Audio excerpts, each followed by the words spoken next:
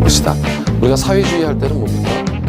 개인보다는 공동체를 우선하고 인간 생활의 개선을 목적으로 부동산 문제 등의 해결을 위한 방법을 찾는 시장은 굉장히 효율적이거든요. 근데 그 시장이 고장났어. 자동차 고장난 거랑 똑같은 고쳐야죠. 네? 시험과 관련된 부분을 지금부터 들어가 말씀드리겠습니다. 안녕하십니까. 자, 부동산 학개론 심화이론 강의를 시작하도록 하겠습니다.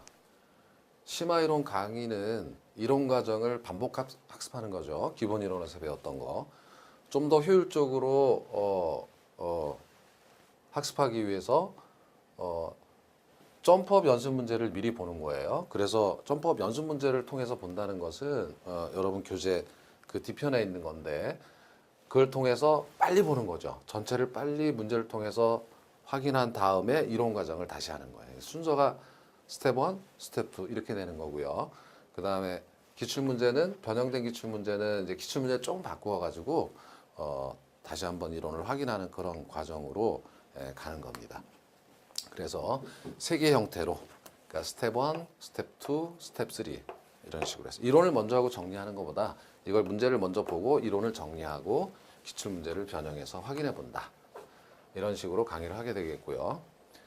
그러니까 이렇게 말씀드렸죠. 점프업 연습 문제 각 편 각 장에 있습니다. 그리고 이론 강의, 기출문제 응용.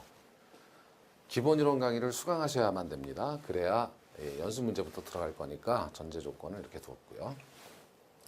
자, 1편 부동산학 총론은 지금 어떤 식으로 구성되어 있냐면 두 개의 장으로 구성되어 있는데 부동산의 개념과 분류, 부동산의 특성. 주로 이제 토지의 특성이 시험 문제고요. 여기서는 부동산의 개념, 토지 등의 분류 이렇게 해서 문제가 세 문제 이 정도 안팎이 출제되는 부분이다 이렇게 생각하시면 되겠습니다. 그래서 이번 시간 제1강에서는 1편 즉 1장과 2장의 점프업 연습 문제를 통해서 전체를 한번 정리해보는 그런 과정이 되겠습니다. 자, 여러분 뭐 페이지는 안 적었지만 45쪽에 있는 그런 내용입니다. 각 장을 보시면 각 장의 맨 뒤편에 점프업 연습 문제가 있어요. 자, 1편의 부동산학 총론 중에 제1장이 여러분 이거였죠? 부동산의 개념 및 분류. 1장 여기 있죠? 부동산의 개념 분류 중에 세 개의 절로 구성되어 있죠.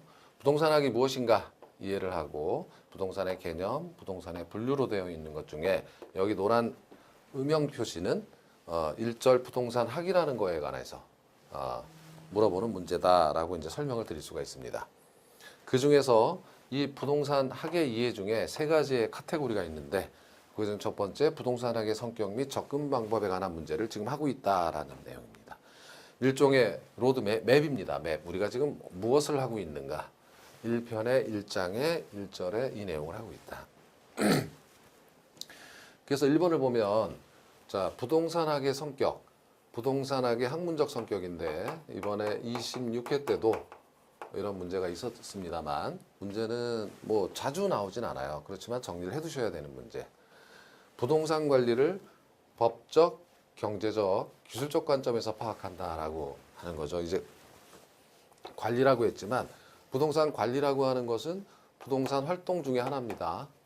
부동산학의 연구 대상이 부동산 활동과 부동산 현상이라고 했을 때 그 중에 하나 이제 관리라는 것을 사례를 들어서 이렇게 얘기를 했는데요.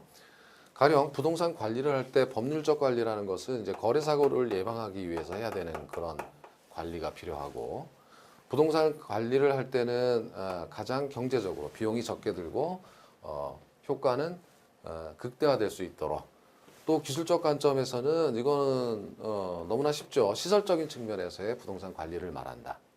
이러한 것을 우리는 종합과학이라고 한다. 이렇게 얘기합니다. 그래서 기본적으로 부동산 학은 법학, 그죠?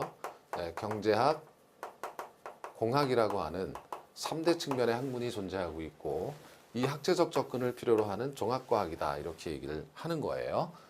그래서 우리가 부동산 관리를 사례로 들었지만 부동산 개발을 할 때도 부동산 규제가 공법적 규제가 있는지를 따져보고 이 건물을 지었을 때 공실이 나오면 안 되겠죠. 경제적 측면에서 따져봐야 될 것이고 경제적 타당성이 있는지 봐야 되고 물리적으로 타당한지 여부까지도 검토를 해봐야 된다라는 측면에서 종합과학이에요. 자, 두 번째 주제는 인간과 부동산의 관계 개선을 통해 생활의 편리성을 도모한다.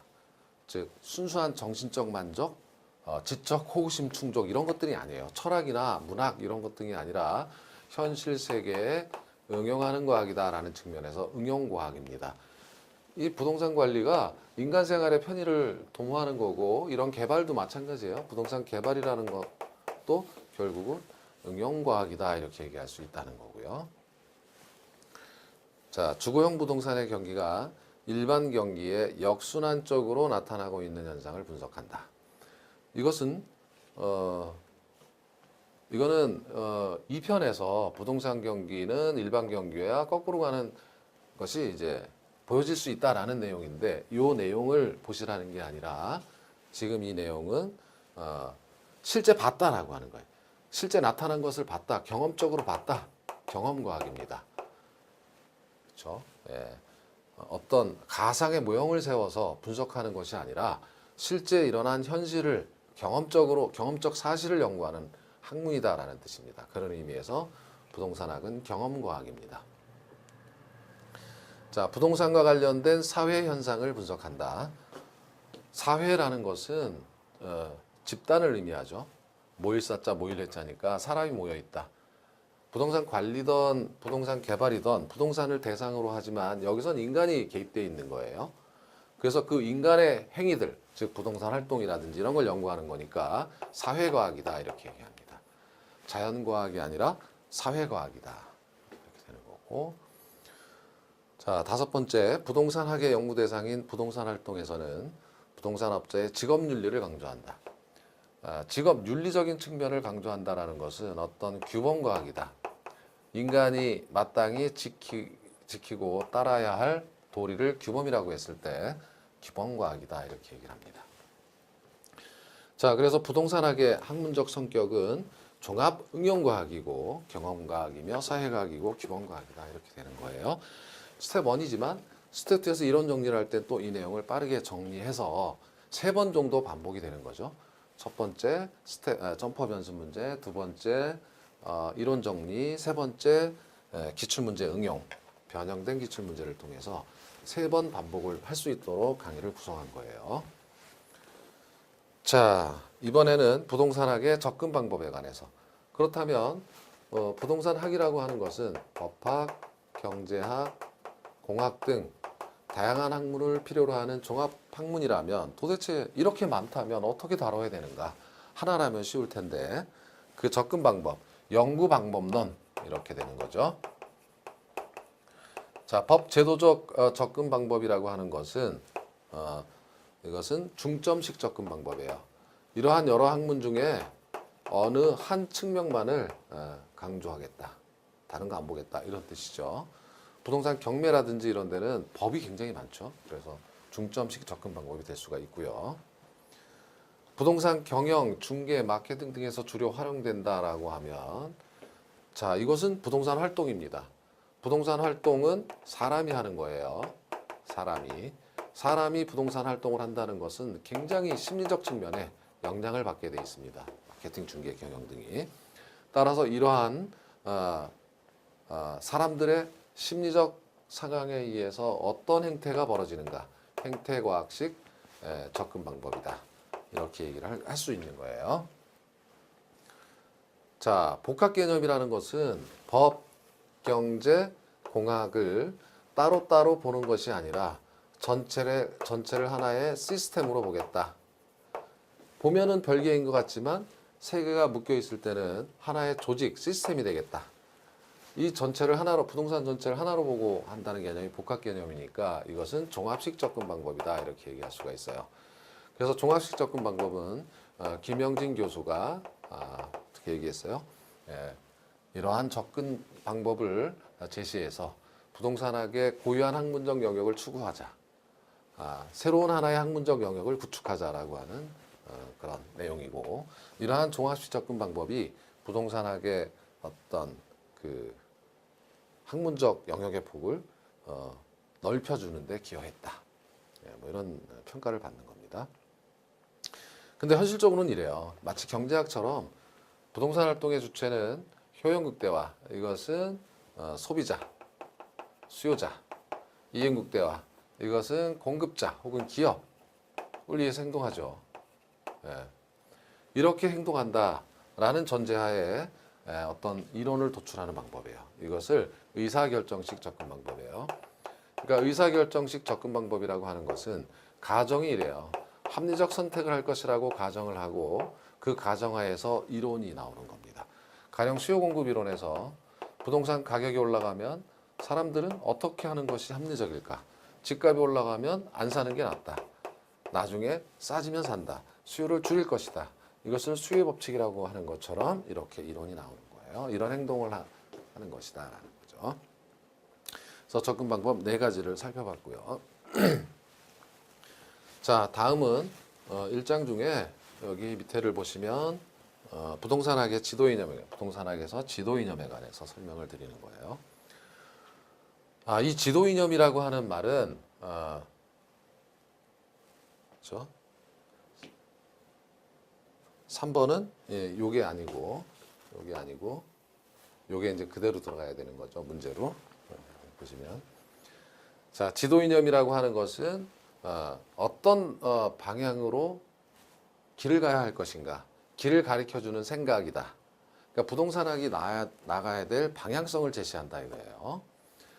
그래서 가로 1은 부동산 활동의 범위를 확정해주고 어떻게 연구를 해야 되냐면 법의 테두리 내에서 합법성, 탈세 이런 거 연구하면 안 돼요. 법의 테두리 내에서 연구가 되어야 되고 사회적 평등과 관련이 있으며 그 연구는 특정 개인의 계층을 위해서만 연구돼도 안 되고 전체를 위해서, 이것은 바로 형평성이라고 하는 겁니다. 형평성, 사회적 평등과 관련이 있어서 저소득층을 위한 임대 정책이라든지 이런 것 등도 연구되어야 할 것이고요. 그리고 최소의 인적 물적 자원과 시간을 투입해서 최대의 효과를 얻는다. 이게 이제 경제 원칙이라고 하는 건데 이것은 효율성입니다. 효율성. 그래서 이 3가지가 지도 이념이다. 이렇게 이제 보시면 되겠죠. 자, 그 다음에 우리 문제는 없지만 이제 짚고 넘어갈 것이 부동산의 연구 대상은 부동산 현상과 부동산 활동이다. 라고 하는 거고, 이 부동산 활동에 관한 내용들이 우리 진도 전체예요. 그죠? 감정평가까지 8편 그렇게 보시면 됩니다. 자, 다음은 1장에서 2절로 왔어요. 2절에 부동산의 개념. 부동산, 너의 정체는 무엇인가? 정체성을 따져보는 거예요. 그 정체성을 따져볼 때 법률적, 경제적 혹은 공간성 등 위치 뭐 이렇게 다양하게 따져볼 수 있다 이거죠. 그 정체를. 그래서 그 중에서 자, 부동산의 개념 중에 법률적 개념을 먼저 봅시다 라고 하는 거예요. 법에서는 부동산을 어떻게 정의하고 있는가라는 거죠. 협의의 부동산은 좁은 의미에서 부동산이에요. 이것은 민법에서 정의하고 있습니다. 민법 99조 1항에서 부동산은 토지와 그 정착물이다. 이렇게 돼 있어요. 그래서 여기서 이것은 토지의 정착물이죠. 움직이지 않는 재산이 이제 부동산이니까 토지와 토지의 정착물이 부동산이다. 이렇게 얘기를 하고 있는 겁니다. 그런데 이 정착물 중에는 2가지로 나눌 수가 있어요. 자, 토지가 있으면 여기 경작 목적이 아닌 수목 등이 있다라고 하면 이게 매매를 생각해 보면 이게 나무가 있어요. 그럼 땅을 매매하는데 나무를 잘라가도 되는가? 이 뜻입니다. 수목 등 경작 목적이 아니고 저절로 자라나가고 있는 토지는 토지의 일부입니다. 별개의 물건으로 보는 것이 아니라 이것을 하나로 보는 겁니다. 그리고 건물 같은 경우는 이건 토지와는 별개인 것으로 보는 거죠. 토지와 독립된 것으로 보는 거예요. 이거는 나중에 감정평가에서도 관련이 좀 되는 부분이에요. 그래서 토지의 일부인 것과 토지와는 독립된 것으로 구분할 수 있다는 거고요. 자, 광의의 부동산은 이 협의의 부동산에 뭔가를 더한 건데 그것을 준부동산이라고 한다 이겁니다. 준부동산이란 부동산에 의제해서 봐주는 거죠. 이거고. 그러니까 준부동산은 뒤에 이런 과정에서 배우겠지만 토지와 토지의 정착물이 아닌데도 부동산의 공시수단인 그렇죠? 법률적 측면에서 공시수단이 등기나 등록을 요하는 물건들이 있다 이거죠. 가령 광업재단, 어업재단, 항공기, 임목 이런 것 등이 부동산의 공시수단을 요하기 때문에 부동산으로 봐주겠다. 법률적 측면에서 이렇게 되는 거죠. 그래서 준부동산이라고 한다. 이것을 광해부동산이라고 정의하는 겁니다. 자, 그 다음은 부동산의 경제적 개념이에요. 부동산의 개념 중에 자, 부동산의 경제적 개념 중에 이제는 아까는 법률적 관점에서 토지와 정착물 혹은 등기할 수 있으면 준부동산 이렇게 해서 부동산으로 봤는데 여기서는 경제적 관점에서 보는 거예요. 자, 택지를 재테크 목적으로 재테크라는 것은 전매 차익을 목적으로 산 거잖아요. 그럼 자산이 됩니다. 좀 더 정확히 투자 자산이에요. 차익을 목적으로 샀다. 자, 중간재로서의 택지다라고 하면 이거는 예를 들어서 주택 건설업체가 집을 져야 되는데 집을 하늘에 매달아서 지을 수는 없잖아요. 땅에다가 내리 꽂아서 그죠? 지어야 됩니다. 그럼 이 택지를 사야 되죠. 마치 이것은 자동차를 만들기 위해서 철강을 사와야 되듯이 사오는 중간적인 재화예요. 자본재입니다. 이것은. 이러한 중간재를 자본재라고 한다. 자, 생산의 3요소, 농사를 짓기 위해서 반드시 필요한 것 중에 하나가 토지죠. 그 생산의 3요소, 생산 요소 중에 하나가 토지다라고 하는 거고요. 공원, 휴양지, 주차장 이런 것 등은 이것은 뭡니까? 여러분 공원에서 살지 않죠. 휴양지도 며칠 쓰고 맙니다. 주차장도 소비재입니다. 그래서 이런 것 등은 다 경제적 관점에서의 개념이다라고 얘기할 수가 있고요. 한국토지공사가 건설회사에 분양하는 택지다. 한국토지 LH공사가 토지 관련해서 건설회사에서 분양한다라고 하면 분양은 나누어서 파는 거죠. 그냥 무상으로 주는 게 아니라 이윤 창출을 위해서 분양하는 거죠. 이렇게 이윤 창출을 위해서 타인을 위해서 만들어내는 그런 재화를 상품이라고 합니다. 그래서 자본주의 경제는 상품 경제예요. 자급자족 경제가 아니라 타인의 욕망을 충족시키기 위해서 만들어냅니다. 그래서 이윤을 창출하는 거죠. 그런 것을 상품이라고 한다. 이것이 바로 경제적 개념이다. 이렇게 얘기할 수가 있는 거고요. 자, 다음은 부동산의 공간성이에요. 부동산의 개념 중에 공간으로서의 부동산, 다른 재화에는 없는 겁니다.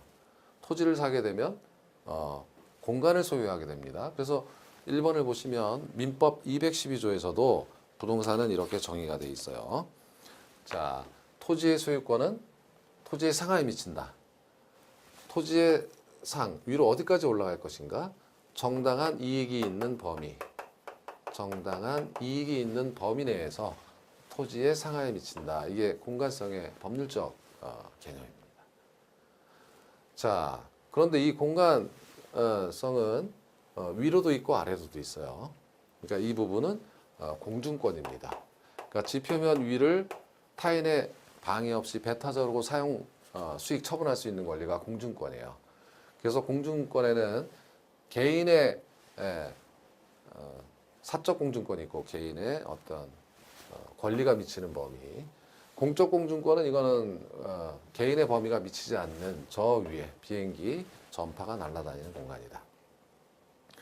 그리고 이 공중권을 얘기할 때 빼놓을 수 없는 것이 개발권 양도제다라는 거죠. 개발권 양도제는 공중권의 이전과 관련이 돼 있어요. 즉 가볍게 설명하면 여기 제한구역, 기와집이 있다. 여기 개발 제한구역이에요. 못 올려요.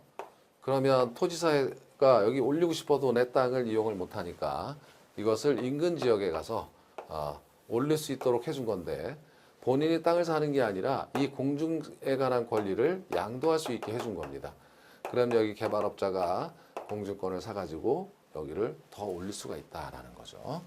그래서 공중권과 관련된 공중권의 이전, 이것이 개발권 양도제고요. 공중 획지, 공중 공간에 대한 획지, 그것을 임대할 수 있는 거, 높이 제한 등 이런 것 등이 다 공중권과 관련이 되어 있는 개념이다라는 거고요. 자, 토지 소유자가 타인의 방해 없이 지표면 위에서 건물을 건축한다. 지표면 위에서 자기가 건물을 건축하거나 지표수를 이용하거나 하는 권리를 지표권이라고 하죠. 그러니까 이렇게 공중권은 권리가 부동산의 공간성은 3차원 입체 공간이라는 거예요. 지금 공중권, 지표권, 지하권 이렇게 되겠죠. 지하권은 지하 공간에 대한 이용 권리인데 한계 심도는 이제 뒤에서 보기로 하고요. 소유권의 대상이 아니고 지하수 소유권의 대상이 아니다. 우리나라에서 미채굴 광물은요 지하에 묻혀 있지만 그 토지 소유자가 그 지하에 있는 광물을 소유할 수가 없다 이런 개념입니다. 그래서 토지 이용은 3차원 입체 공간이고 복합 개념으로 이해가 가능하다. 법률적 측면 혹은 기술적으로 지을 수 있는 거. 그 다음에 이 공간을 이용할 수 있는 권리의 총합을 경제적 가치로 환산해서 부동산 가치가 매겨지니까 복합 개념으로 이해할 수 있다. 라고 합니다. 자, 다음은 부동산의 개념 중에 위치입니다. 위치와 접근성. 자, 접근성이라는 정의는 허드라는 사람이 어떤 목적에 도달하는데 접근성이 좋다 하면은 경제적, 거리적 부담뿐만 아니라 시간적 부담, 빨리 가야 한다 이거죠. 돈도 적게 들고 실측거리도 짧으면 좋다. 자, 그런데 이 접근성을 판정하는 기준은 용도마다 다르다 이겁니다. 그래서 쾌적성, 편리성, 통가능, 주변 환경, 인구의 사회적주의. 이건 어떤 의미냐면 이런 시설들이 근처에 있으면 가까이 있으면 좋은 용도는 어떤 용 부동산이냐? 주거용 부동산이에요. 공원 있고 학교 있고 그죠? 호수도 있고 전철역 가깝고 질 높은 사람도 많이 살고 이러면 주거용 위치 좋다, 접근성 좋다 이렇게 얘기하는 거고 수익성은 상업용 부동산 시장 조건, 수송, 생산 조건 등 생산성 측면에서의 따져본다면 이것은 공업용 부동산이다. 그래서 공업용 부동산은 주변에 고속도로가 톨게이트 등이 근처에 있으면 접근성 좋다 이렇게 해서 위치가 좋다 이렇게 얘기한다는 겁니다. 자, 이거는 문제는 없지만 환경으로서의 부동산이라는 개념은 저기 점퍼 연습 문제는 없어요. 제가 이제 정리를 미리 다 하기 위해서 없는 건 이렇게 이제 해놓는 거죠. 그러니까 이렇게 한번 보시면 돼요. 환경영향평가, 지속가능 개발. 그리고 상품 자원은 사람이 만든 거니까 이거는 환경으로서의 부동산이고 현장에 있는 부동산을 보존한다는 그런 개념이 환경 문제다. 환경으로서의 부동산이다. 자, 다음은 3절 부동산의 분류로 왔어요. 1장 중에서 부동산의 분류로 온 겁니다. 자, 중요한 토지의 영어 이렇게 보면 대지, 택지, 부지, 후보지, 이행지, 필지, 획지, 건부지, 나지, 갱지, 기타 토지 이렇게 정리하면 되거든요. 그 중에 후보지와 이행지에 관한 문제다. 후보지는 대분류관 전환이다. 대분류관이라는 것은 토지의 용도를 택지, 농지, 임지로 나눈다. 이렇게 되는 거고 그래서 택지에는 주거용, 상업용, 공업용이 있다. 농지에는 전답, 과수원이 있다. 임지에는 신탈림, 용재림이 있다. 이렇게 나누는 건데 가령 예를 들어서 이행지는 이렇게 농지에서 택지로 가는 전환되는 토지를 이행지라고 한다. 후보지라고 한다. 이행지는 이렇게 안에서 바뀌는 거예요. 소분류관. 얘가 대분류라면 그 대분류 내에 소분류에서 변하는 토지입니다. 이렇게 되는 거고요. 성숙도가 낮으면 가령 지금 전에서 밭에서 주거용지로 전환되고 있는 이 전을 후보지라고 하는 거죠. 그런데 이 전이 이 밭이 도시 주변에 있고 곧 개발될 가능성이 크면 성숙도가 높은 겁니다. 그런데 그렇지 않다면 성숙도가 낮다면 언제 될지 모른다면 나중에 감정평가에서는 이거는 그냥 논이에요. 밭이에요. 밭. 이행 혹은 전환 전의 용도로 평가한다 이겁니다. 반면에 성숙도가 높으면 곧 주거용지 될 거니까 비싸게 평가하겠죠. 자, 다음은 필지와 획지인데 필지는 소유권을 구분하는 단위예요. 그래서 등기 등록의 한 단위가 되는 거고 획지는 말 그대로 사람들이 획을 그어서 인위적으로 경제적, 부동산학적 단위다 이렇게 보면 됩니다. 근데 감정평가와 관련해서 보게 되면 필지는 물건의 단위죠. 여러 필지가 물건이 여러 개인데 하나의 획지로 뭉쳐서 이용되고 있다면 일괄 평가를 할 수 있다라는 것은 이제 감정 평가에서 나오는 얘기. 또 물건은 하나인데 획지는 가격 수준을 구분하는 단위니까 이렇게 가격 수준이 여러 개라면 하나의 물건을 나누어서 평가할 수도 있다라는 그런 내용이 감정 평가에 나오게 된다 이런 얘기입니다. 자, 그 다음에 건부진하지. 네, 건부지는 말 그대로 건축물의 부지로 이용되고 있는 토지, 건물이 있어요 라는 게 건부지고요. 나지는 벗었습니다. 건물이 없는 토지다. 그래서 일반적으로 건물이 다른 조건이 일정하다면 건물이 있는 토지는 최용 상태가 되기가 어려워요. 내가 이 땅을 사가지고 내가 원하는 건축물을 지어야 되는데 이미 기존에 건물이 있어. 아, 이건 안 맞아. 채용 상태가 아닌 거예요. 그런데 낮이는 얼마든지 원하는 형태로 이용할 수가 있어요. 그래서 일반적으로 땅값만 따진다면 건부지에서는 감가가 생긴다. 이런 거고. 예외적으로 건부지 가치가 올라갈 수도 있는데 그것을 건부 증가라고 합니다. 그런 경우는 그린벨트 지정이 됐다 생각해 보세요. 그럼 건물이 있는 게 낫죠. 다른 땅은 못 져요. 여긴 질 수 있어요. 그러한 규제라든지 혹은 보상, 택지개발지구로 지정됐다라고 하면 나지상정 평가를 하게 되니까 건부지 가치가 올라갑니다. 뭐 이런 정도의 내용이 되겠고, 자, 기타 토지에서 건폐율 용적률의 제한과 관련된 토지, 공법에서도 좀 배우시겠지만 하늘에서 봤어요. 수평 투영 면적이다. 대지 면적, 건축 면적. 비계되죠. 건폐율과 관련되어 있는 거죠. 용적률도 마찬가지고 이 빈 토지를 공지라고 한다. 이렇게 하는 거고요. 도로에 접하지 않아 건축이 불가능하다. 도로에 접하지 않아서 도로가 안 보인다. 맹지, 장림맹자를 써서 맹지. 택지 개발 전의 토지는 원래 토지, 원지 소지라고 한다. 이렇게 되는 거고. 자, 전답 등이 하천으로 변했다. 혹은 물에 잠긴 거죠. 개인 소유 땅이. 이거를 포락지라고 한다. 이렇게 되는 겁니다. 포락지. 택지 이용의 최원방권은 택지의 한계지다. 이렇게 얘기할 수가 있다 이거죠. 한계지. 그래서 이런 식으로 좀 정리를 하고.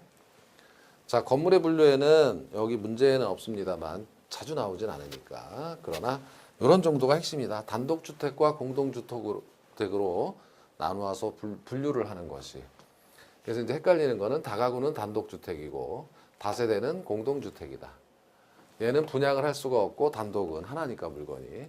공동주택은 분양을 나누어 팔 수가 있다라는 거죠. 예.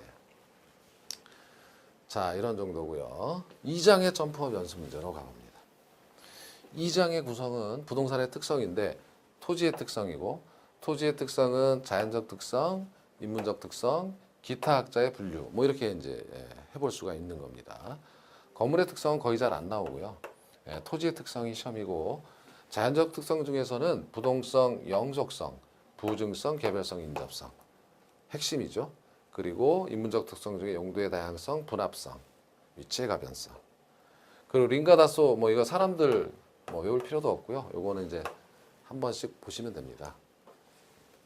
그래서 지금 이러한 특성들을 전부 열거해 놓고 이 문제에서는 이게 어디에 관련되어 있냐라는 걸 물어보는 문제가 되겠습니다. 여기서 부동성이라는 것은 못 움직인다. 영속성은 수명이 영원하다. 부증성은 증가할 수 없다. 생산할 수 없다. 개별성은 세상에 같은 필지는 단 하나도 없다. 모두 다르다. 인접해 있다. 토지는 각 필지가.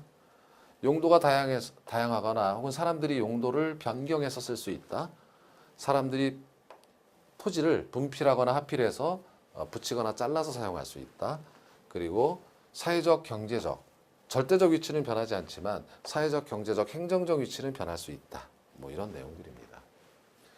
그래서 1번을 보시면 부의 외부 효과를 차단하기 위해 공해세를 부과하는 논리적 근거가 된다 해서 지금 이 문제가 부동산의 특성이 사실은 처음 강의할 때 좀 힘들어요. 힘든 부분은 뒤에서 배울 내용이 앞에 다 나오기 때문에.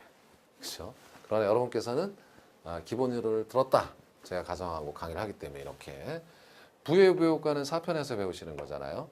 가령 어느 지역에 공장이 들어서서 공해를 자꾸 유발시키면 거기 아파트 가격 떨어지죠. 예. 그러니까 예를 들면은 이렇게 되면 아파트 가격이 떨어지잖아요. 공해가 나오면 도망가면 되는데 더러우면 피하면 되는데 못 피해요. 못 피하니까 여기 뭔가 세금을 부과해야 된다 이런 논리입니다. 그러니까 여기서는 부동성이에요. 부동성 때문에 외부 효과를 받기 쉽다 이렇게 되는 거죠. 부동성. 못 움직이니까 이러한 외부 효과를 받기 쉽다. 이 뒤에는 한번 써본 거고요. 자, 2번입니다. 공급자는 부동성도 되고 또 인접성도 될 수 있어요. 인접한 지역에서 그러니까 여기 인접성, 미음 이렇게 될 수 있어요. 자, 2번은 공급자는 가격이 상승 또는 하락하는데도 이용대를 달성해 공급량을 조절할 수 없다. 이렇게 되는데 이걸 생산비 법칙이라고 하는 건데 생산비 법칙은 가령 가격이 올라가면 이용대를 위해서 공급량을 늘려야 되는 거죠. 근데 토지는 공급량을 늘릴 수가 없어요. 왜? 부증성, 생산할 수 없기 때문에 부증성, 니은입니다. 자, 3번. 시장 참여자 수가 적다. 시장 참여자 수가 적으면 이거는 경쟁적 시장이 되기 어려워요. 경쟁 시장이 되기 어렵다는 것은 매수자나 매도자가 가격을 조작하거나 주도권을 가질 수 있다라는 거예요. 왜 시장 참여자가 적어요? 아무나 못 사고 못 파니까. 비싸서. 그래서 고가성입니다. 고가성, 티귿 고가성이에요. 자, 4번. 다른 투자 자산과는 달리 단기 차익을 실현하기가 어렵다. 이렇게 되는 것은 뭡니까? 이 뜻이 뭐냐면 기타 특성 중 인가다수의 분류 중에 투자의 고정성이라고 하는 거예요. 부동산은 한번 개발해서 아파트 하나 짓는데 예를 들어서 3년이다. 여기 투자했다는 거예요. 그래서 분양 임대까지 해서 가령 임대 사업을 한다 그러면 임대료 수익까지도 굉장히 오래 걸리죠. 그래서 투자의 고정성, 투자의 내구성이라고 하는 겁니다. 자, 표본 추출을 통한 재화의 분석이 불가능하다라고 하는 것은 이것은 표본이라고 하는 것은 뭔가 비슷한 무리 중에 하나를 뽑아야 되는데 다 다르기 때문에 개별성 다 다르기 때문에 표본 자체가 의미가 없어요. 개별성입니다. 개별성 때문에 샘플을 뽑아서 분석하기가 어렵다 이겁니다. 자, 6번. 지역 주민의 생활 관습 등이 부동산 활동에 많은 영향을 미친다. 이것은 링가다수의 분류 중에 뭡니까? 제도적 특성이에요. 제도의 영향을 많이 받는다. 한번 들어두시면 되겠죠. 하나의 토지에 가치가 여러 개 있을 수 있다가 가치다환설인데 가령 어떤 토지가 농지였는데 얘가 택지가 될 수도 있고 공원이 될 수도 있고 뭐 여러 개가 될 수 있어요. 가치. 그 물건이 가지고 있는 고유한 능력을 가치라고 했을 때 그것은 용도가 변할 수 있기 때문입니다. 변형성 혹은 용도의 다양성, 비읍이죠. 그래서 7번은 용도의 다양성. 자, A 필지는 정방형인데 정사각형인데 B 필지는 삼각지다. 달라요, A, B가. 이거는 워퍼드의 분류 중에 물론 개별성일 수도 있지만 워퍼드의 분류 중에 개별 물리적 특성이다. 물리적 특성이 이렇게 이제 이름을 붙여본 거예요. 자, 그래서 이것은 8번은 치읓, 그렇죠? 개별 물리적 특성이다, 여기 있죠? 치읓이다 이렇게 이제 얘기할 수가 있다. 자, 9번 주변 토지의 이용이 택지라서 해당 토지가 농지에서 택지로 전환되었다. 이거는 갑자기 시골에 있는 농지가 택지로 전환되는 게 아니죠. 주변 환경의 영향을 받아서 상호 영향을 받는다는 거예요. 상호 영향. 또한 이거는 용도가 다양하기 때문에 이렇게 전환할 수 있다는 거죠. 그래서 용도의 다양성, 상호 연관성, 또 인접해 있기 때문에 또 가능하죠. 인접해 있는 토지를 이렇게 바꾸는 거니까. 집약적 토지 이용을 유발한다. 집약적이라는 것은 땅을 조금 사용하고 건물을 높이 올린다. 왜 그런가? 비싸서. 그죠? 땅이 비싸서. 땅이 비싼 이유는 생산할 수 없어서. 그래서 이것은 부증성이에요. 생산할 수 없기 때문에. 그래서 집약적 토지 이용을 유발하며 개발이익 환수의 근거가 된다라고 하는 것은 부증성으로 보는 게 맞는 거죠. 개발이익 환수의 근거도 생산할 수 없기 때문에. 용도적 측면에서의 대체를 가능하게 해준다. 근데 이게 자연적 특성이다 했으니까 인접성입니다. 이것은 인접성. 인접해 있는 토지는 용도를 바꾸어 사용할 수 있다. 자, 같은 종류의 상품은 단 하나밖에 없다. 그래서 일물, 일가의 법칙이 성립되지 않는다는 개별성입니다. 그죠? 같은 물건 자체가 없어요. 그러니까 일물 일가가 성립할 수가 없다라는 거고. 최유효 이용을 해야 하는 논리적 근거가 된다라고 하는 것은 용도가 다양하니까 그 중에 어떤 것을 사용해야 되는지는 고민해야 되겠죠. 자, 토지와 건물 등 현재 가치 파악의 근거가 된다라는 것은 영속성입니다. 이것은 그 영속성 혹은 내구성이에요. 예를 들면 이건 감정평가 수익 방식에서 미래의 수익을 현재 가치로 평가해서 가치로 보는 거거든요. 그것은 수익이 나 효용이 오랜 시간 동안 걸쳐서 들어올 수 있기 때문에 이것을 현재 가치화해서 가치 파악을 한다 이겁니다. 자, 지역 분석을 왜 해야 됩니까? 못 움직이니까요. 어디 가서 기업 부동성이고, 개별 분석을 왜 해야 되냐면 다 다르니까. 개별 분석. 일반 물리적 특성은 기억에서 미음까지다. 그죠? 모든 토지는 이렇게 개별성, 인접성이 있다. 이렇게 되는 겁니다. 뭐 좀 빠르게 봤습니다만 이 정도를 이제 보시면 되고요. 건물의 특성도 문제는 없지만 그냥 이런 거. 내구성 있다. 생산 가능하지만 토지에 종속돼 있다. 개별성은 동질하지 않죠. 물건도. 그 일반적인 부동성이다. 뭐 이런 정도인데 건물은 뭐 거의 안 나오니까 이런 정도를 보시면 되겠습니다. 1편을 빠르게 정리해 봤어요. 그래서 점프업 연습 문제를 통해서 1편을 정리해 봤지만 이건 다음 시간에 1장 이론 강의를 하도록 하겠습니다. 1장에 관한 이론 강의를 하도록 하겠습니다. 자, 이번 시간은 여기서 마치도록 하겠습니다. 고맙습니다.